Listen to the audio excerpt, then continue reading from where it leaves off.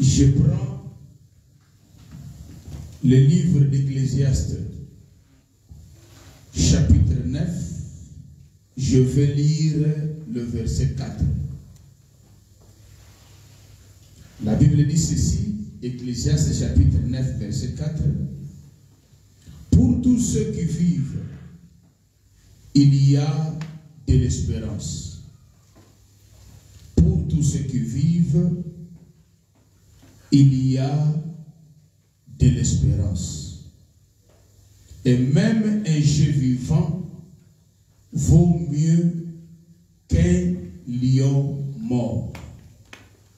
Pour Nabao Inyonso, Bazali Nabomoi, Elikia Ezali. La Bible continue pour dire Mboa Oyo Azali Nabomoi, Aleki lion Tokoi Oyo Azali Akokufa. Parole du Seigneur. Amen. Je vais lire encore Matthieu chapitre 15. Matthieu chapitre 15, je commence à partir du 21e verset. Je suis qui s'en a 28. Amen. Jésus étant parti de là, se retira dans le territoire de Tyr et de Sidon.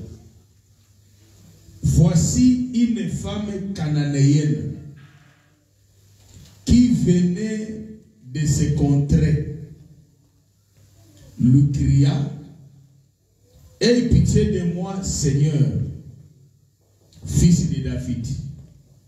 Ma fille est cruellement tourmentée par les démons. Il ne répondit pas un mot. Et ses disciples s'approchèrent et lui dirent avec instance: renvoie-la, car elle crie derrière nous. Il répondit: je n'ai pas été envoyé. Je n'ai été envoyé qu'aux brebis perdues de la maison d'Israël. Mais elle vint se prosterner devant lui, disant: Seigneur, secours-moi. Il répondit: il n'est pas bien de prendre les pains des enfants et de les jeter aux petits chiens. Oui, Seigneur, dit-elle. Mais les petits chiens mangent les miettes qui tombent de la table de leur maître. Alors Jésus lui dit: femme, ta foi est grande, qu'il te soit fait comme tu veux. À l'heure même, sa fille fut guérie. Que Dieu vous bénisse. Bien-aimés dans le Seigneur, je ne sais pas si vous qui me suivez depuis le commencement de cet enseignement, vous parvenez ya kozua eloko moko ya mutuya. Nazali kolobela mutu moko oyo azali ko traverser situation difficile na vie. Liteya oyo ezali pona ndeko mwasi, ezali pona ndeko mobali, ezali pona famille oyo nyonso azali ko traverser situation difficile, mais qui se dit ou bien qui est enfant de Dieu, osamwana na Nzambe, mais ozole qui sa situation très compliquée. Cet enseignement est venu non pas seulement pour fortifier yo.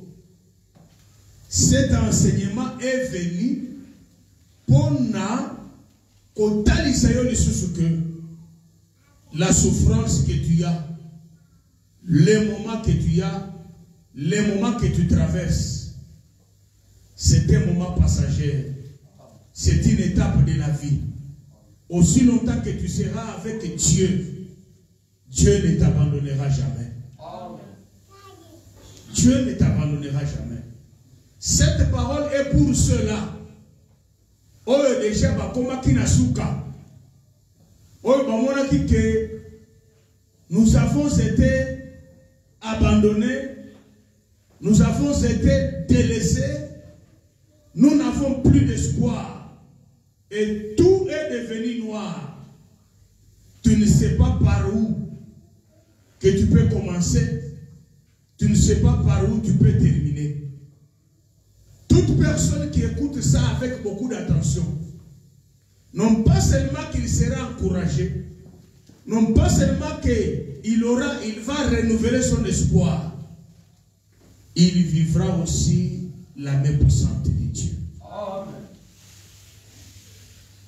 Le dimanche, na lobela kilibota na nzambe boye. Moi na nzambe nyonso oyo aza de laka.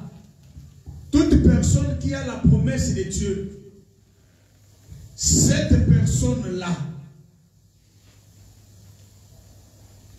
ne mourra pas sans que cette promesse-là ne s'accomplisse. Mais, il y a les gens qui prennent la promesse en Zambé. Promesse en Batouté. Promesse en Zambé. Et comment ils prennent la Bible. Mais ils ont salué la promesse de loin. Bakoufi, Basili, avant que leur promesse là ne s'accomplisse. Le jeudi, j'avais dit ceci. L'arbre a de l'espoir. Même quand on le coupe, attends qu'on s'était naïe poli, même Moussissa naïe poli, il suffit seulement à Simbamai, à Zouamai, Malamoko, à Zobimissabanzete Yasika, à Zokomanzete Yasika. Cet arbre-là, c'est qui? C'est une sœur. C'est un frère.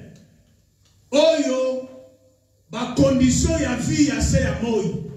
Et qui n'est qui kokataye. Ba réclamation ya mabota e katakiye. Ba tu bakende koloba ke muto ya ko vivre sous te. Et normalement, et comme il peut ne ba tu balobaki. Mais mutu ya bongo qui traverse une telle situation, au moment où il s'approche à la parole, au moment où il y a ce kanamana nzambe, ne batu nzamba telemisaka, azongisi bango batu, bavi susu bomoi, baoyo bazalaki koseka bango, bamoni ke te, nzamba pamboliye. C'est pourquoi ndeko nanga ya mwasi, ndeko nanga ya mubali, atako bakati yo, même si on t'a coupé, même si tout est parti, ce qu'on lui dit, au fois que, ndenge batu bachela ki au point, ce qu'on lui dit, au fandenge wana, kima li lobana nzambe, kima li teya, kima la prière, tu verras que ta souffrance sera continuelle. Mais bah oyo, quelle que soit souffrance, ata okomaki osema desséché. Mais soki kaka nzambe, okangami na nzambe, otamboli na kobanga nzambe, omikotisi na losambo, o lingili loba na nzambe, batu nyonso bazalaki koseka yo. Amen. Oyo a kotambola ndenge wana akobanga elokote. Akobanga elokote. Pourquoi? Nzambe akopesa yebomo. Nzambe akosala grâce. Nzamba yebisi Moïse. Moïse, tu vas quitter l'Égypte pour aller dans la terre promise. Yonde okome malibota. Na pays à Canaan. Promesse ya nani ya Nzambe. Moïse a yoki promesse. Atamboli na bana Israël. Moïse a commis dans Zéla. Zambalobi, peuple bazolo kamai. Kende na libanga. Kobeta nzete na libanga te. Parce que Moïse a koufa te. Parce que abeta nzete 2 fois. Te, il était à l'écouta. Moïse a koufa. Parce que Nzamba yebisaki ye. Lobela libanga. Parle au rocher. Au lieu de parler au rocher, lui a frappé le rocher. C'est pourquoi Moïse est mort. Tant que Moutaza a promesse à Nzambe, mais à se contenter quand j'ai la promesse, mais à obéir à la parole de Dieu, à cause ma promesse ou à terre, à cause a dit que promesse ou à saluer un mot de loin comme Moïse. Aaron qui avait aussi la promesse d'entrer, Aaron a contaté. C'est pour vous dire que ce qui n'a vu Moïse le corps pasteur, parce qu'il était aussi le pasteur de brebis. N'a vu Moïse le corps pasteur, le corps ministre de l'Assemblée. Ce n'est pas dire que n'est pas un thé à boyer, d'office n'a aucun talent là, thé. Ce qui n'a pas tambour à la kobanga Nzambe thé, n'a kokota thé. Ça veut dire, attends Zamba Salika y promesse son molo bakana. Mais, n'a pas tambour là, pas dans la crainte de Dieu. N'a causé la tête que promesse ou de Kokisa. Et Kosimbate. C'est pourquoi, frère, c'est pourquoi, ma soeur, qu'on se contentait qu'à aux amants et la cas. Nous avons vu Israël. J'ai montré Moïse passer dans un Aaron, bakotate. Moïse na Aaron, bakota la terre promise était à cause. Yakobo ya kotosa maloba na Nzambe. Ndeko na ngai bakosa yote. Bakosa biso te. Ata ndenge tozo te ya boye. Soki tokotambola kana kobanga Nzambe te. Ba promesse Nzambe apesi biso. Tokosimba yango na maboko te. Toko vivre yango te. Mbala mususu tokopesa yango mote na musika. Nzambe apambola biso. Troisièmement, peuple de Dieu. Bazala qui fait la promesse que Bakolumbo Égypte pour pas que ne cocotte la paix la promesse. Mais Bakomi dans Zéla, Babandi commirimirer contre Dieu. Babandi contenter Zambé. Bakoti va murmure. Zambé a seli bangonini. Et le quoi liboso alobi. Mutu nyonso atantaki Nzambe. Mutu nyonso atantaki ngai. Mutu nyonso aboyaki kobanga nga. Aokota te. Avant bakota te, avant bakufa, Nzambe atambwisi bango bisika moko kaka. Babandi kotourner Aaron. Il y a beaucoup de gens aujourd'hui. Na business bango kotourner kaka bisika moko. Na nyonso bazo sala kotourner kaka bisika moko. Mais bajenaka, basambelaka, bakendeka ba église. Mais pourquoi osons tourner à Aaron? Parce que en toi, parce que en moi, il n'y a pas la crainte de Dieu. Que Dieu vous bénisse. C'est pour vous dire que Nzamba boko la kayoke, moi na ngayo kobala. C'est une promesse. Dieu est derrière sa parole pour l'accomplir. Si quoi Nzamba la kiro okobala. Mais Nikolo nyonso yo tambo la kana sena moyi. Otela kana fi ya kundumba. Ofanda kana mobali apese le biloko te. Alors, biloko bongo ne télévision na ba étranger woye. Batu balenga côté biloko wana te. Parce que ce côté mbana mususu batu bakokima. Non non. L'église est une colonne et la vérité. Parce que le but de l'église, et c'est là comme on va tout n'importe. Le but de l'église, c'est d'amener les gens dans l'enlèvement. Et il n'y a pas l'enlèvement, ce qu'on fait là, moi, si on peut ça de l'autre côté. Il n'y en a pas. Il n'y a pas l'enlèvement, ce qu'on fait là, on va le péché de l'autre côté. Il n'y en a pas. Alors, Zamba, la kaki yo ke okobala.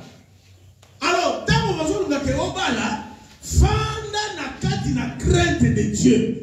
Fouiller l'impudicité, fouiller l'adultère. C'est à ce moment-là que la promesse de Dieu s'accomplira dans ta vie. C'est ça la parole. Makamwanzambe, c'est la crainte de Dieu. Makamwanzambe, c'est mitenote. Makamwanzambe, c'est casinote. Makamwanzambe, c'est la parole. Écouter la parole et la mettre en pratique. C'est pas comment que va te dire, basali ko sambourie pamba. Nous avons la promesse de Dieu. Moi, je suis là.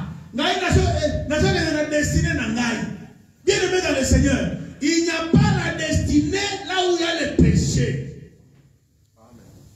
Il n'y a pas la destinée là où il y a le péché. C'est pourquoi moi, dans l'ensemble, moi, dans l'assemblée des saints, moi, dans l'ensemble, Yesu Koufela qui ne kouloussou.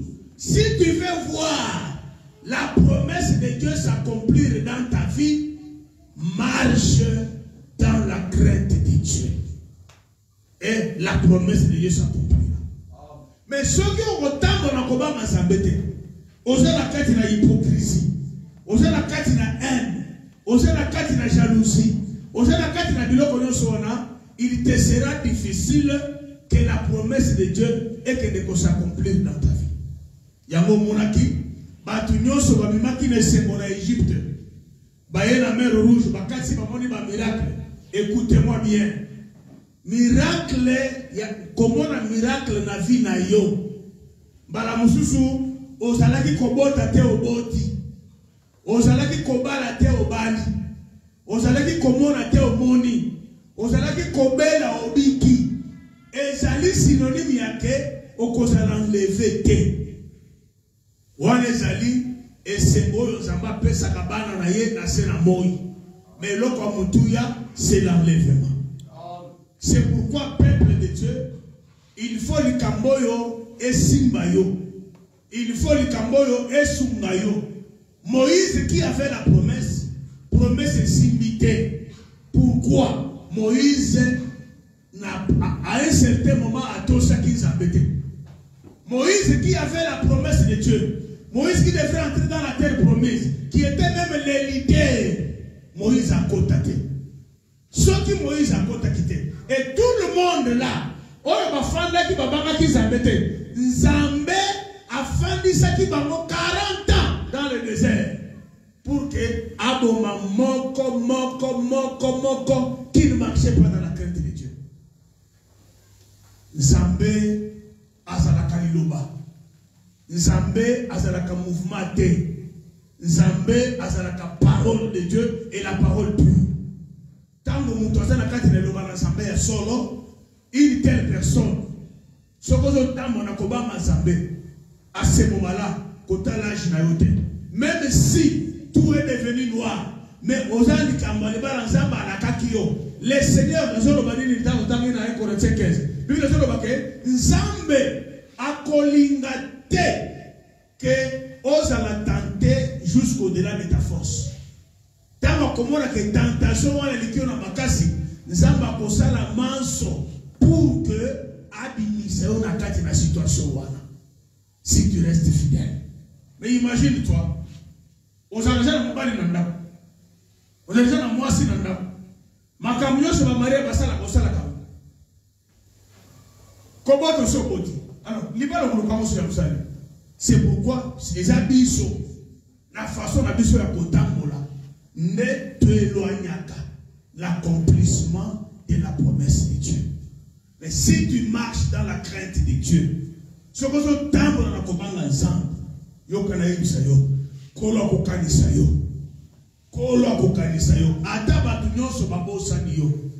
Okumona waka mukolo wana, olamuki na tombo, Zamba tambouisio nanzela ya promesse na yo. Imaginez-vous, Joseph qui avait la promesse d'être gouverneur a commis l'Égypte. Moi si ya chef unaye ake kosi mene bilamba po abimanaye. Soki Joseph andi makamukolo wana mbala mususu il allait kozoma esengo ya mukolo muke yake moi si on a coupé ça et foufou on allait arrêter Joseph parce que makambu nyonso koko sala na kuku et kotika na molilité et koubema toujours libanda. C'est pourquoi alors quand toujours kotika na mokonzi wana le Seigneur allait le confondre. Alors tant qu'on va confondre Joseph on allait l'arrêter le kola à keneki kozwa mwasi ya batu. Or quand on pouvait arrêter Joseph le kola mutu oyo azwaki mwasi ya batu. Mon pasteur Olivier, on allait l'arrêter comme un criminel. On allait l'arrêter comme un criminel. Mais devant tentation wana à Seda quitter. Neko, la situation peut être difficile, mais ne cède pas. Pendant que c'est difficile, c'est le moment que tu entres aussi dans la profondeur, dans l'intimité avec Dieu. Pendant que c'est difficile, c'est le moment que tu entres dans l'intimité avec Dieu. Quand le Seigneur verra que moi, Nanangai, a commis penser le corps au sement desséché, il ira voir le prophète. Ici, le prophète, c'est la parole. Prophétise sur cet enfant. Donne-lui la vie. Donne-lui tout ce qu'il manque. Et Moutouana côté le main a commis ça. Makamuturuba qui dimanche. Les autres allaient convoler les sources. Ecclésiaste chapitre 9 verset 4. Salomon Azolobani.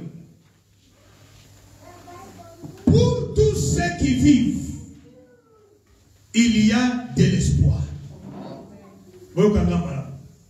Pona oyo nyonso, pona baye nyonso, oyo bazalaka na bomoi, oyo bazali nanu na bomoi, baoyo bazali nanu ko respirer, espoir ezana.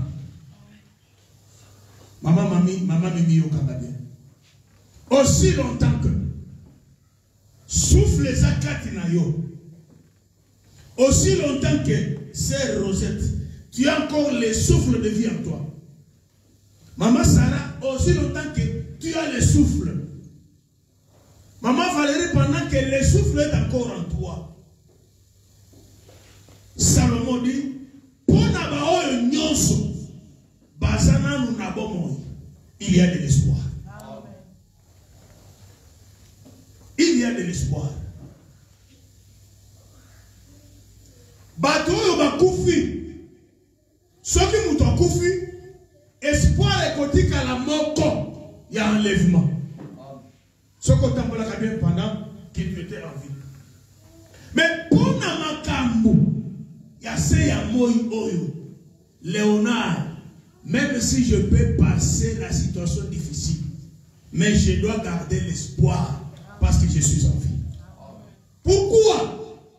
Parce que si il faut te poser cette question.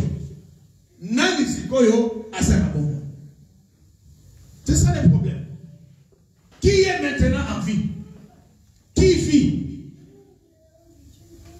Je vous avais montré que ceux qui moutoisent dans sa méthode, attends à lui qu'on respire, cette personne-là est déjà morte. Frère, non de tout m'entends bien. Ceux qui moutou, Azan dans sa méthode, imagine-toi, comme je l'avais dit la fois passée, babotele étoile na yo, babotele libala na yo, babotele tout ce que tu as, on dit que les gars vont respirer. Tu ne vis pas. Tu ne vis pas parce que à un certain moment, pour vivre, c'est quoi? On a mouillé la togo, on s'est les namba kolata, on s'est les loko kolia, on s'est la bisika kocha mutu, on s'est la bana, on s'est la mobali, on s'est la moisi. C'est ça aussi vivre. Aussi pas avion au pays, aussi moto au bimi, aussi voiture au bimi. C'est ça aussi vivre. Il y a de l'espoir pour ceux qui vivent. Parce que Une personne qui n'a pas Dieu, laissez-moi vous dire, mes bien-aimés, cette personne-là ne vit pas. Cette personne-là ne vit pas. Mais il y a le gens ensemble. Bien-aimés dans le Seigneur, aujourd'hui les gens n'ont plus l'espoir. Les gens n'ont plus l'espérance. Moutami tali na miroir. Amon déjà va faire les obiments. Laissez-moi vous dire, une personne qui a l'espérance a la canyon sowanate. Parce que ce que c'est là qui n'est wana, Moutuloko la Sarah, Oyo, désir ya mobali et ceci là. Biloko nyonso ya nzoto ya bomwasi qui ne fonctionnait plus. Mais et la canne en Zambé bien aimé et foutaka. Que personne ce soir, même toi qui me suis au loin, quand tu vas m'écouter, aussi longtemps que aux en Zambé et tu traverses une situation difficile, ne désespère pas pendant que tu es en vie. Ce que vous allez dire qu'au temps de la mabe, Lukan Zambé, Zongelan Zambé. Zongelan Zambé, parce que Zambé a changé à côté. Bisous va donner de changer. Zambé, il est le même hier, aujourd'hui et éternellement. Ceux qui le longa il a pengui, Zamba ko pengwa te. Ceux qui le yo tiki Zambé, Zamba so tika na kaka Zambé. Il reste Dieu. Il y a un moment où tu vas à la capoa, Sambela, Fobamone a été. To Sambela Kande Zambé. Zambé a tika la Kanzambé. Yo, pengui a tika li Zambé. Le problème est que, aussi comme ça m'a cambo difficile, pourquoi? Parce que tu as laissé le diable entrer dans ta vie. Le diable a donné mission avec découragement. Il t'a éloigné dans le sambo. Il t'a éloigné dans Koyo Kaliloba. C'est lui maintenant qui règne en toi. Et comme il règne en toi, il va toujours t'enseigner à te décourager pour l'action que Kolo Salakate. Je voulais dire à quelqu'un ce soir que le Seigneur agit puissamment. Le Seigneur agit puissamment. Quand tu as Zambé, pour mon deuxième atiki Zambé, mon bon atiki Zambé, moi ça dit que le salut est à l'acte individuel. Attendez que ça, les pamboli nanga, oh nous avons pessinga, et ça les pamboli nous avons pessi moi c'est nanga. Les pamboli nous avons pessi et là les pamboli nous avons pessi mon bon la côté. Chacun a sa bénédiction, chacun a sa promesse et chacun a sa vie qu'on apprécie. Dans le mélodie, le salut est à l'acte individuel. C'est quoi un enfant de Dieu? La Bible dit ceci, il y a de l'espoir pour tous ceux qui vivent. Zambé, au Congo, la pauvre Lélo, Lobi na Tongo. Un jour, Nazana Kishasa, na série à Covid. Bien que Betty Ngamabe, Boutouana la lali bienté. Natchema Kalisinsambe, qu'est-ce que je vais faire? La famille est restée en Afrique du Sud. Awa, qu'est-ce que je vais faire? Boutouana na yoki monte ma passe. Bien aimé, moi na Nzambé, soki a yoki monte ma passe. Nzambé pa yoka monte ma passe. Comment na niveau wana? Ya soki yoki nzala, Nzambé pa yoki nzala. Na su téléphone na kangi na lali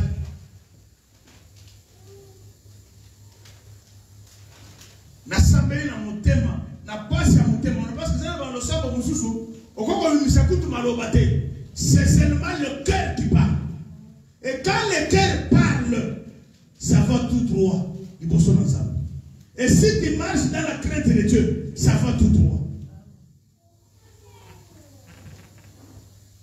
N'a pas le téléphone 5 heures. Nous devons continuer à passer on a l'année mon ayo. Tout à la place au plus tard 8 heures. Au place ngana zalaki.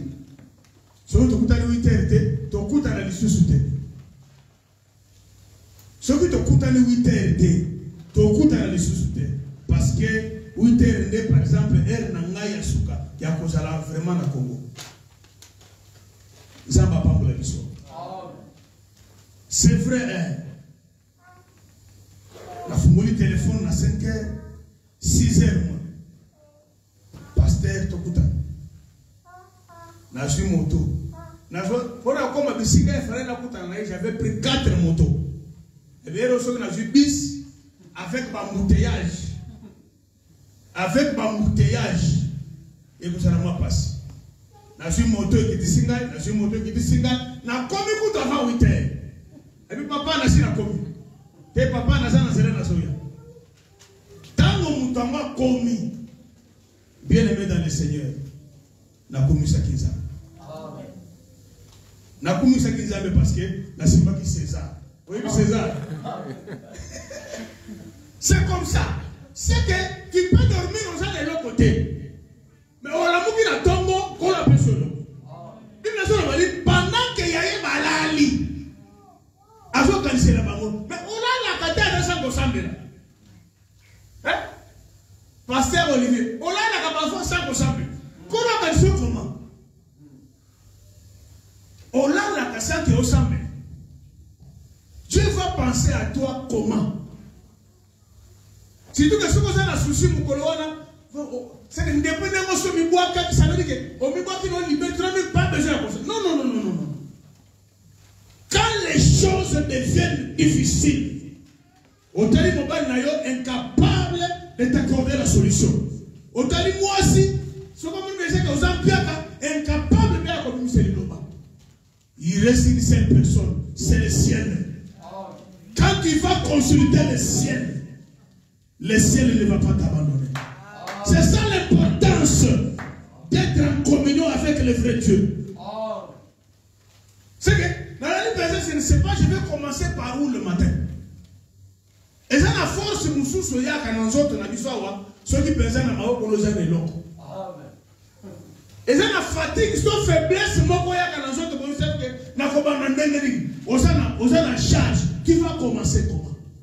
Bien aimé, il y a de l'espoir pour ceux qui vivent.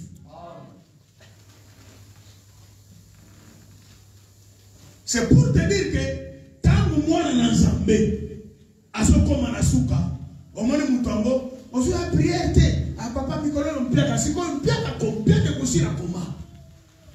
Tant qu'on n'est pas dans zambé, c'est le moment que le diable maintenant a ce ça la moussala katinayo.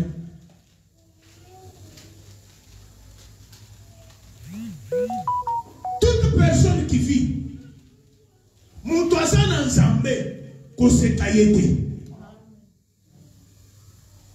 Neko, qu'on dit qu'en Zambé, à cause de difficultés, à cause de toi, Dieu peut changer ce monde à cause de toi. Amen. À cause de toi.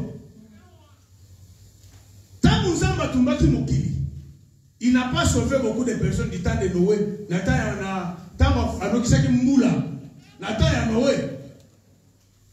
Dieu s'intéresse toujours à Babanga Kaye. Nathan y a l'autre. Dieu a brûlé Sodome et Gomorrhe. Batunyo so bakufi. Atumbi bakufi parce que yende mukolo batu. Je sais comment je vais encore multiplier mes gens. Nzambe akoko bomajoburo mobimba yo tikali en vie. C'est pourquoi sois dans l'intimité avec Dieu. Il y a de l'espoir pour ceux qui vivent. Ce qu'on s'en a bon monde. Quand tu as espoir de oye ba bisiko télémérité. Quand on défier Satan te ce qu'on s'en a bisiko télémérité. Il faut d'abord oye ba ke malobanazo bimisa oyo na téléméli wapi. O téléméli wapi. Na butu babeta kayo. Na butu rana kapongite. O la délivrance. Beaucoup c'est la main de côté. Aux autres ça. Ouais, les gens n'ont pas le donc il y a pas mal. Beaucoup c'est la main de côté. Beaucoup c'est la main de côté. Mais devant Bitumba, on s'en a marqué parce que déjà temps on a couteau. Teste maintenant ton niveau spirituel. Teste yango. Pour tester ce qui en réalité n'a pas mosa makasi. Tango la wana lotaka. Muto ya sa makasi akola tamari de nuit te. Amen. Na butu. Yo kana ye bisayo. Farol ça va? Oui, ça va. OK. On cause toujours makasi. Pourquoi? Nzambe kati na yo. Olani bazo poursuivre que espoir les gens na oyo za na bomo. Mais koganga pamba te. Yeba d'abord que hôtel meli wapi. Hôtel melaka wapi. Hôtel. Mais les chiens vivants est très important. Si nous posons la question à la Bible, qui est ces chiens vivants? Azoganga semanabiso, tobenga na yemokozi. Tobenga na moso. Moi si biloko nyoso na bande ko yebise pa ba disciple à Yesu. Pona ye ça ne fait lui faisait ni chaud ni pangonini la loi. Parce qu'on dit li pangonini les psaumes. Li pangonini les prophètes. Bati yango na mesa bazolia. Ali akasema soka so le fufu, soka so loso. Alingi kutoka kama no ko yate. Mais moi j'ai habité dans ba consimali aka. Il y a toujours bilo comment peut quoi Jésus. Amen. À la croix de Golgotha, lipe katanaki. Amen. Ça veut dire que bango bazale coller lipa mobimba. Mais par des autres, quoi y a dans la mesa? Oh, qui mangeait maintenant en dessous des tables? Parce que la foi, c'est quoi? La foi veut tout simplement dire avoir confiance dans le kolo à lobby. Oh, un kolo à lobby, il y a un monde qui persévérer dans l'idée. On persévérer dans le sambo. Yokanaye bisabino bande kunangai. Le bananzambe kosakate. Oyo nzamba lobi ekukisa makaka. Ono batubeli bazali, batu bazali komitungisa nakende boye, nazonga boye, yokana yebisa yo. Soki pays olingi okende wana. Nzamba bongisa ki pona yote. Okotikala kokoma kuna te. Mais soki okomi par hasard. Soki okomi na makanisi na yo. Yokana yebisa yo, yango mona koko souffrir. Il y a beaucoup de gens qui souffrent parce que bazana bisiko nzamba linga kite bazana. Si tu es sur un endroit où nzamba lingi ke ozala bisiko wane kozala le paradis pour toi. C'est pour te dire bien dans le Seigneur, muto ya zangi kondima. A koki komona bola mona nzambe. Biso kondimezani yo zo bela okei na hôpital bakutyo na cancer bakutyo na sida bakutyo na myome bakutyo na biloko nyonso wana ça peut toujours soki nzambe alobi ke nakobikisa yo kanga kaka eloko wana ata omoni tu es en train d'aller même vers la mort crois seulement que aujourd'hui, les chrétiens n'ont plus la foi. Où est la foi d'Abraham? Où est la foi qu'Abraham avait? Abraham sait que personne n'a mort. Abraham faisait chien vivant. Personne n'a mort. Personne n'a mort. On a appelé ça qui Abraham a tout c'est Nzambe. La kisanga bisika, Nzambe la kisengomba. Amène-moi ton enfant là-bas. Abraham a la mouki na tongo, Azuba Komisala, Akena Bango, a comme la sey Angoma et non, non, vous mes serviteurs, restez ici. Moi et les jeunes hommes, nous allons adorer et nous allons rentrer. Nous allons rentrer. Toujours qu'il ne faut adorer Tokosonga. Parce qu'il savait que Hébreu Zolobanine, Nzamba yebaki que Abraham yebaki que attaque kopesa Isaac. Lokola Nzamba lobaki Isaac nda akozala héritier.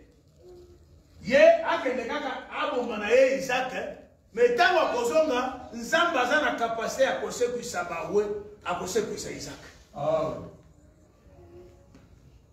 Ata business lo ekufi. Mais ce qui est que dans le business, né au Kobonga la vie, à Koufi, crois seulement que le Seigneur va ressusciter cela. La foi aujourd'hui, beaucoup de gens qui prient n'ont plus la foi.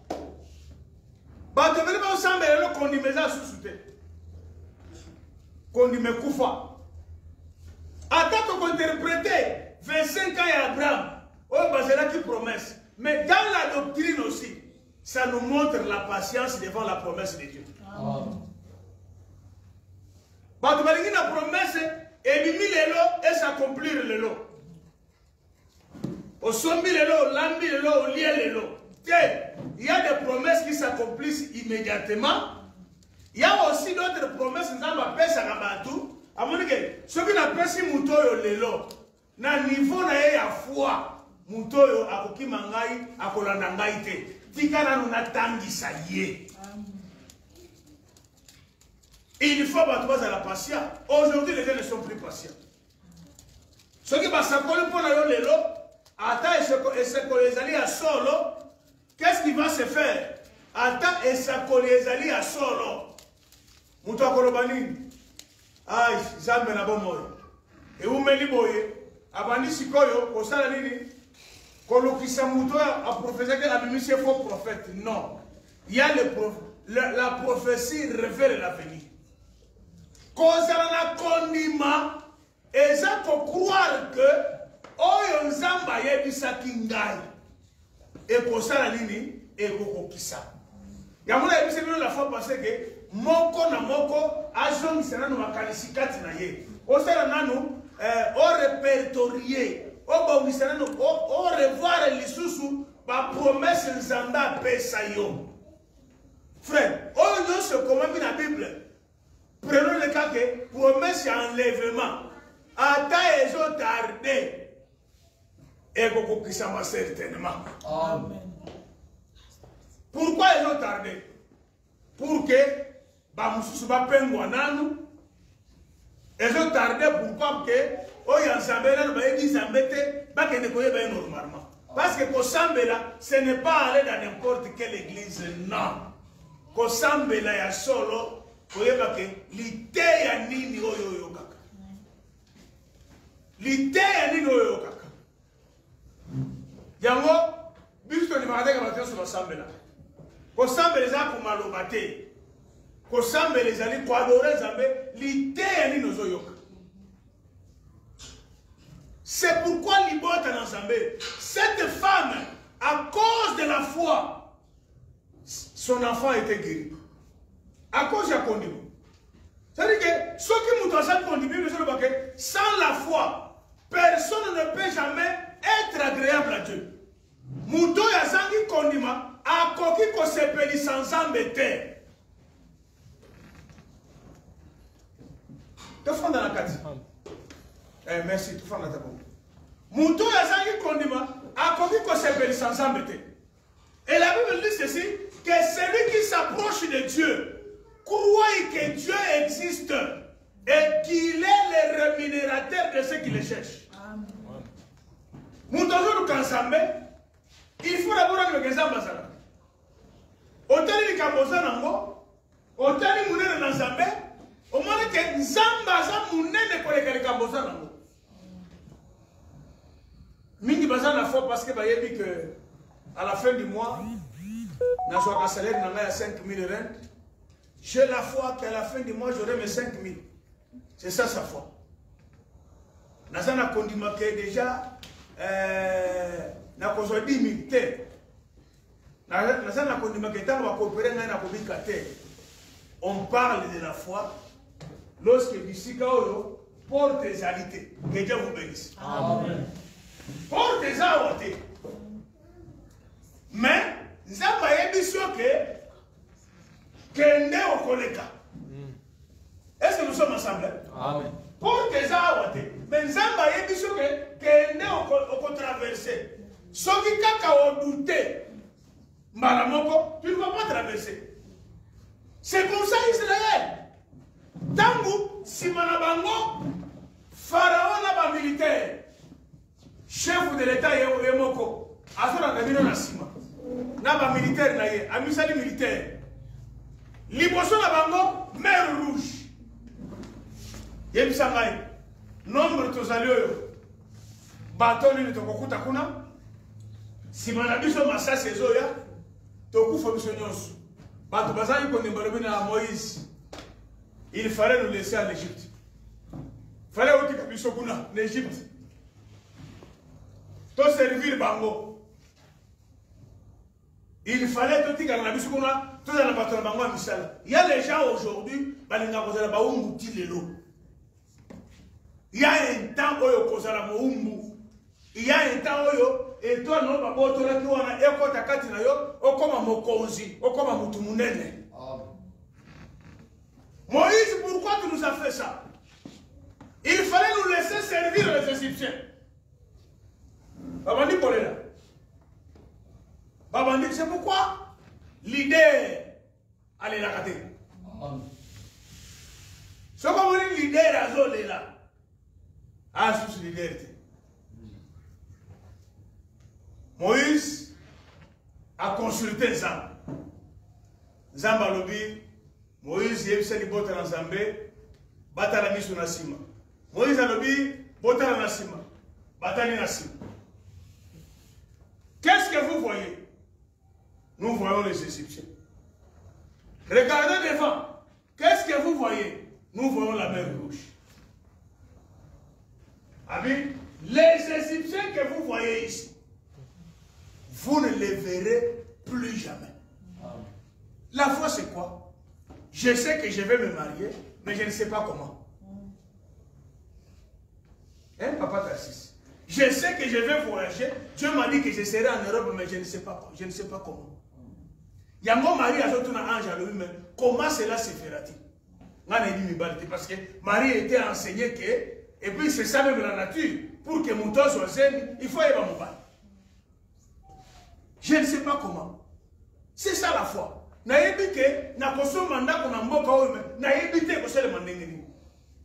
Parce que le secret c'est Dieu lui-même. Je n'ai plus de trompe, matrice c'est poli, il n'a pas période de jeu à discuter. Mais Dieu, toi tu me dis que Okobota, crois à ce que Dieu t'a dit. Pourquoi tu dois croire en ce qu'il t'a dit? Parce que c'est lui le créateur de matrice. Parce que c'est lui le créateur des trompes. Parce que c'est lui le créateur des enfants. Waouh! Je dois croire en Dieu. Que croire aux hommes. Abi Moïse. Oh, aux hommes, mon awana. Bokomona bango lisusu. Qui connaissait les plans? C'est Dieu. Moutaza na plan ya récite na yo. Et ça pasteur terre. Moutaza na plan ya récite na yo. Et ça prophète terre. Les prophètes peuvent prophétiser. Mais, prophétie en gros, ceux qui nous ont salité et qu'on ça les matin. Celui qui a le plan de ton voyage, c'est Dieu.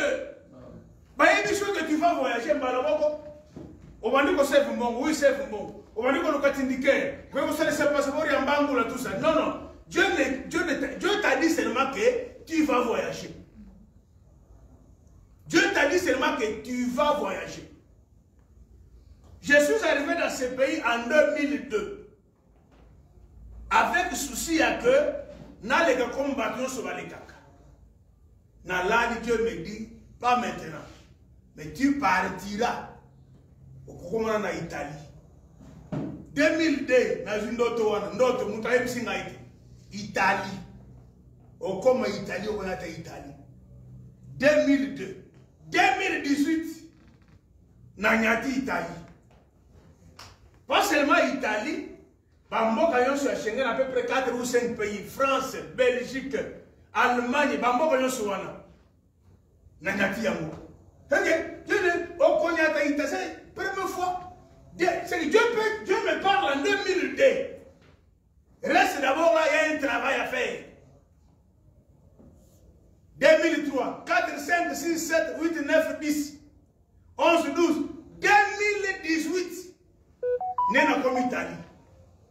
Pendant tout ce temps-là, le Seigneur préparait mes documents. Que Dieu vous bénisse. Amen. Il y a la patience dans la foi. Il y a la patience dans la promesse de Dieu. C'est ça la foi. Dieu connaissait le plan de la sortie d'Israël. Après ça va, il y a une sabango. Les Égyptiens que vous voyez ici, vous ne les verrez plus. Gardez silence, Dieu combattra pour vous. Ce qui sont balbés pour Bundelo Bitumba. Tikankolo Bundelo Bitumba. Kangama kana lo sambo, kangama na ko sambela, kangama na ko ba nzambe. Parce que ce que sont pas nzambe te.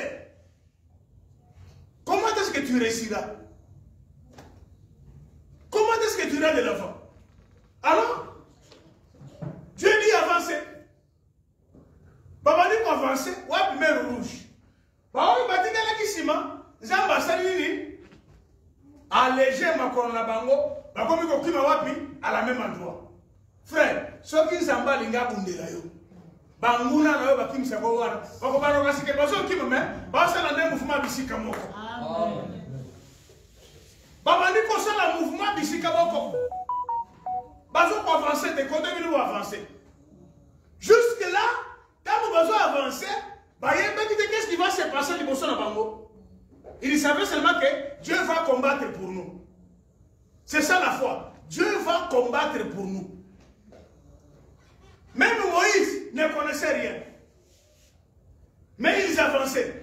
Frère, dans la foi, crois seulement que Dieu te fera du bien, mais tu ne sais pas comment cela va se faire. Marie a posé la question à l'ange. Comment cela se fera-t-il? Moi je ne connais pas d'homme. Tant que vous avez comme les bossons rouges. Parfois il croyait que Zamba Kolobake, Bozo Babouatou, Bozo Babato, Boko Tassiko pendant que Bao Batikale Nassim. Zamba le Moïse, tu as les bateaux avec toi. Zouan Zetega Bozan Angouan, Beta di Kolomai. Tamba betika kaboye maye pasuki. Tika tezamba fugula banzela na yo. Amen. Maye pasuki. C'est comme ça Dieu. Il n'y a pas le miracle sans la foi. Amen. Il n'y a pas de miracle sans la foi. Au Congo, t'as dit si tu n'as pas la foi. Parce que ma camarade mes mathématiques était. Je ne sais pas comment vous expliquer comment ton sida va finir.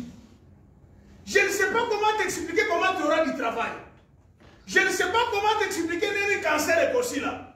Mais si tu crois seulement, le Seigneur connaît les méthodes. Amen. Ils n'ont pris la foi. Les gens ont confiance au ministère de la Bango.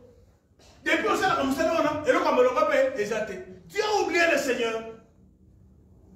Il y a les gens dans ce pays, à qui la Moussala Aïba pété. Mais encore il faut lever ma porte à ça ma camoufler. Par là je ne veux pas te dire que au salaté. Mais attends aux sala, yeba que nzambe, ceux qui ont au salaté ou au salaté. Na Covid yawa na salaki. Mais malgré ton salaté, qu'on a les exceptions. Amen. Qu'on a les exceptions. Et ça na monté ça na nyongenda kwa Covid yawa sati. Ozana nyongenda kwa Covid papa. Ozana nana nyongenda kwa Covid. Nous sommes un soldat. Le Seigneur est bon. Amen. Le Seigneur est bon. Mon frère, ma soeur, qu'on ne te force pas pour prier. Qu'on ne te force pas pour écouter la parole. Qu'on ne te force pas pour gêner. Quand Dieu te dit une chose, crois-la. Mais tu ne sais pas comment cela va se faire. Ceux qui ont mis Kakaboy, au côté na poto. Quand on est dans le bâtiment, on va bosser dans l'Iwa. Parce qu'il y a des gens aujourd'hui, parce que la personne qui a masanga amela, a bossé na bobola na yo. Par contre, na badière, parce que la femme est rouge ou anati, babandi kolango wana. Par exemple, sous le fait masanga, ami moi qui na mer rouge, on la zone nager à ça qu'on a confiaki. Ça veut dire que quand Dieu te dit quelque chose, zara na mato ya molimo ya kofungwa. Oye ba qu'est-ce que Dieu est en train de te dire? Quand vous est pasuki, Israël a traversé à sec. Ils ont gelé au bazar la sim. Ils ont congelé au bazar la sim.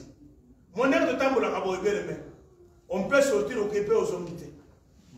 Ce n'est pas que tout taillon à montre parce que le chauffeur a freiné jamais.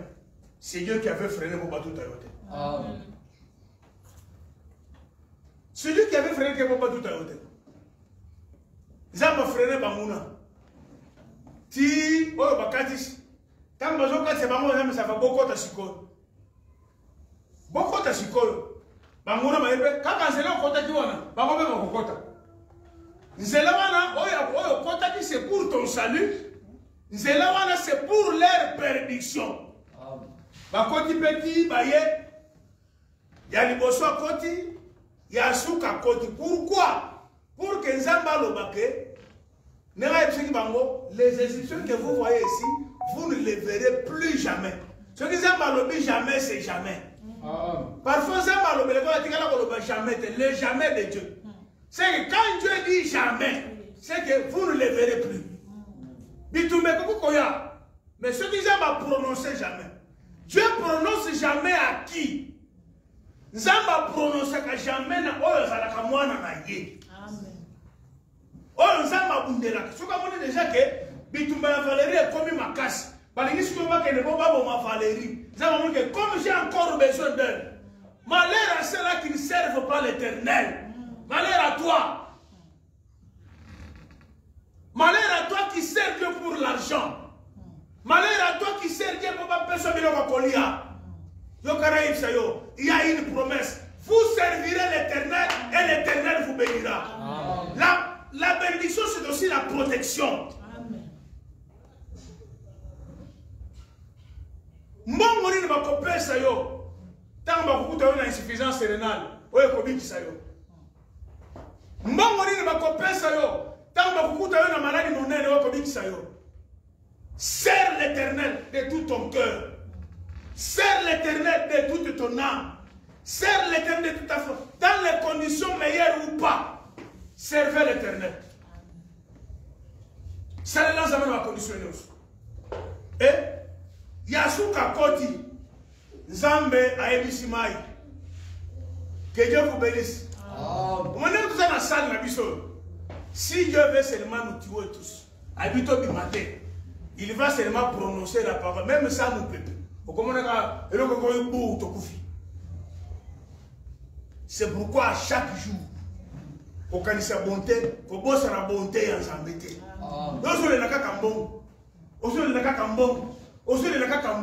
Mais le souffle que Dieu t'a donné, chaque jour, il renouvelle sa bonté. Il a compassion à toi. Mais nous sommes dans la prison. Tout ce que tu fais chaque jour, mais nous sommes emprisonnés. Mais les compassions de Dieu ne sont pas à leur terme. Il renouvelle ta bonté pour toi tous les jours. C'est ça Dieu. Nzambe ya boye. Nzambe ya mobimba boye. Baba ndeko ko forcer pour lukaye. Et talio, nous l'avons connu. Azan Zamboyo alongola biso comme ce que nous avons. Tango batika libongo. Et si Yasuka na mokonzi. Histoire na bango aussi. Vous ne le verrez plus jamais. C'est Pélan Zambé. Aloba jamais. Pour la vie, tu verras que tu me reconnais. Et soyez ici, Pierre. Pierre, Yaka. Pierre a tenu. Abi Yaka. Ce qui s'en va, le Yaka Yaka. Mungongo ni le belakayo. Nana le belakayo. Pierre Abandi Koya, atie lokolo liboso mai etosi atie ya mibale mai etosi abandi kotambola lokola na goudron mais aza likolo mai mopepe moko etelemi wana mopepe etelemi olie otala place babengi yo otala mopepe olie na kati na église oza na problème na yo tu as besoin que Dieu te guérisse otala oalataki boye oyo asali boye voilà mopepe. C'est ce qui fait que condamner. Frère, n'est-ce pas tout le monde bandime la yesute. Bato yokobo bazakate na biswa. Bando ki bazakate na biswa. Mimi bazakate ko ba. O ya peso no sem. Ah, église na peso mutu sem na kandeso te. Fanda na yo. C'est ça mon peuple. Tant que Pierre atali mon peuple wana, foi ya zalaki nango. Et ça nini? Et si alingazi na mai. Eh Seigneur, c'est pour moi. Sans la foi. On se peut sans embêter. Miracle et Zambé Zali. Tous ces jours ici, Dieu fait des miracles. Mais si toi tu n'as pas la foi, on confond dans l'Engiwana, on commande à Bolam dans Zambé. On cause là, Baria couper son maï, Bapé son mafuta, Bapé son mungwa. Ces choses-là, et si déjà est comment démodé, le temps aux alleux, c'est le temps du Saint-Esprit. Mafuta. Ce qui a télémi, on commande la vie. Mais à cause de la dans ce pays, aussi longtemps que nous y resterons fidèles à lui. La fidélité est foutable.